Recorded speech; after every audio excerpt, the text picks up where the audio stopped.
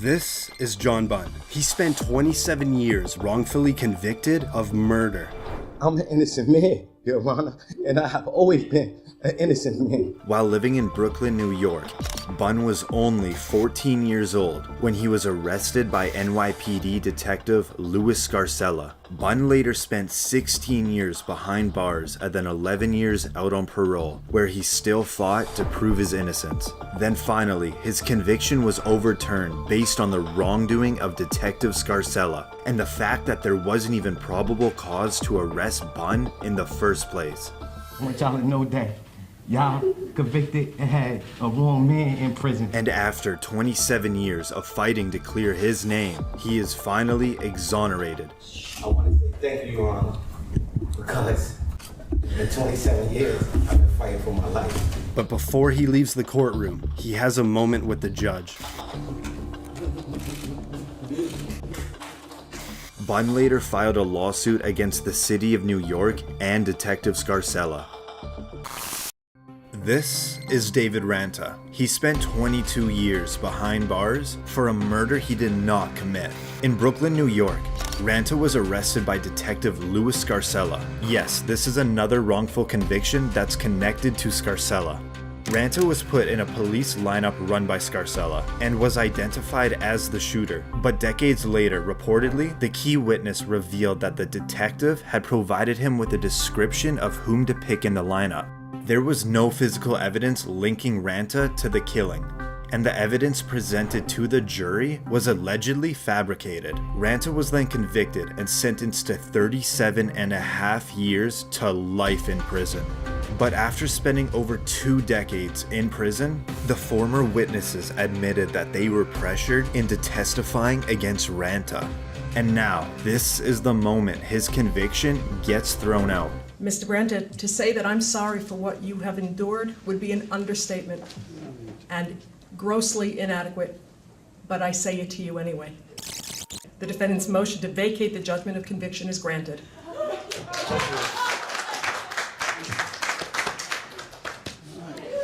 After his handcuffs were removed, he hugged his family.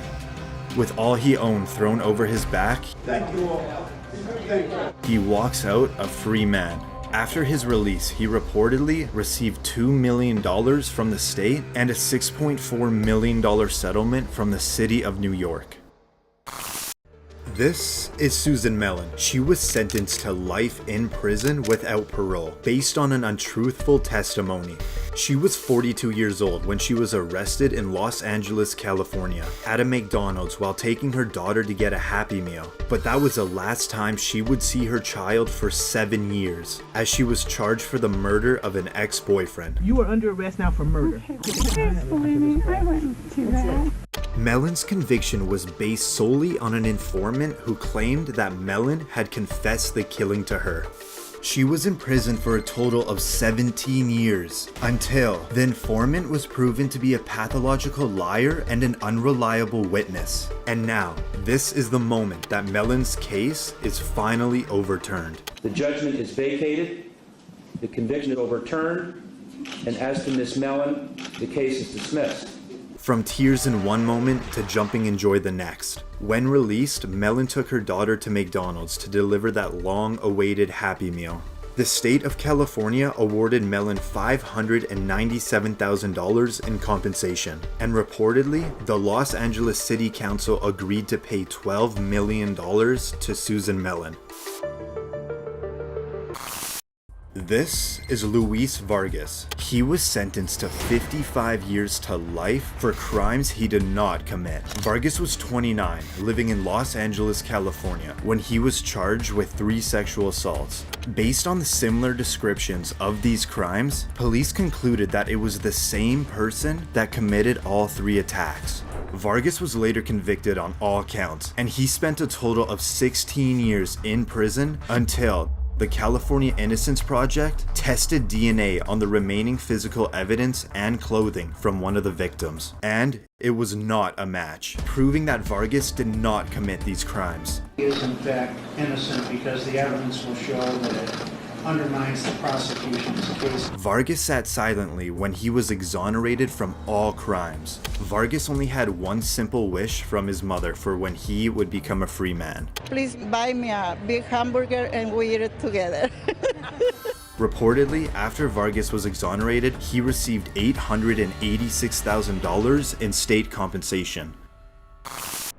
This is Daniel Villegas. He spent 18 years in prison for a double homicide he never committed. In El Paso, Texas, Villegas was arrested at 16, where an El Paso detective reportedly threatened him with beatings and the death penalty if he did not confess. And the teenage Villegas signed a confession that was prepared by the detectives. He tried to withdraw his confession a few hours after, but by then it was too late. He was charged with 2 counts of capital murder. With the false confession being the only piece of evidence, the jury was unable to agree on a verdict. Villegas had a retrial and the jury returned a guilty verdict and he was given a life sentence. After spending 18 years in prison, the verdict was thrown out and Villegas remained out on bond where he got married and started a family.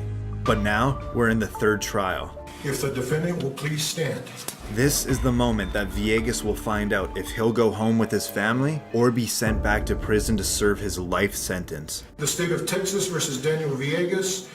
Verdict form B. We, the jury, find the defendant Daniel Villegas not guilty of...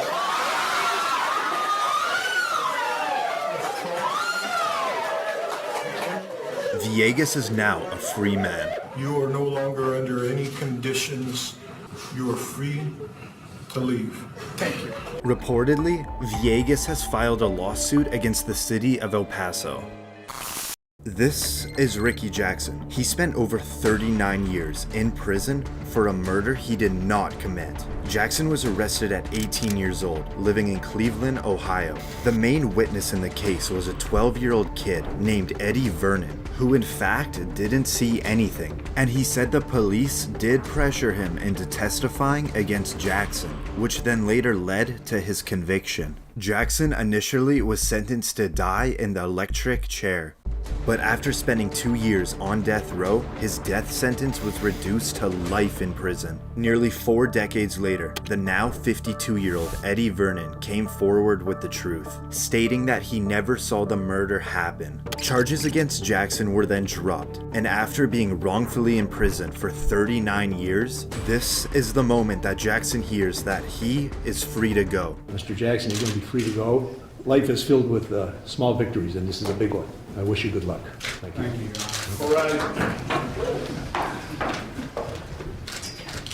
Jackson is now outside for the first time as a free man.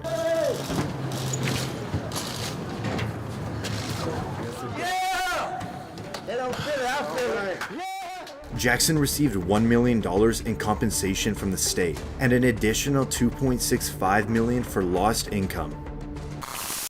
This is Kirsten Lobato. She served 16 years in prison for a murder she did not commit. At 18 years old, she was charged with the brutal murder of a homeless man in Las Vegas. She was first convicted of first-degree murder, but on a retrial, she was convicted on the lesser charges of voluntary manslaughter and sentenced to 13 to 45 years. And after spending 16 years behind bars, a new hearing was presented with evidence that confirmed the actual day of the victim's death was when Lobato was 3 hours away with her family, proving that Lobato could not have possibly committed these crimes. This is Lobato outside for the first time as a free woman.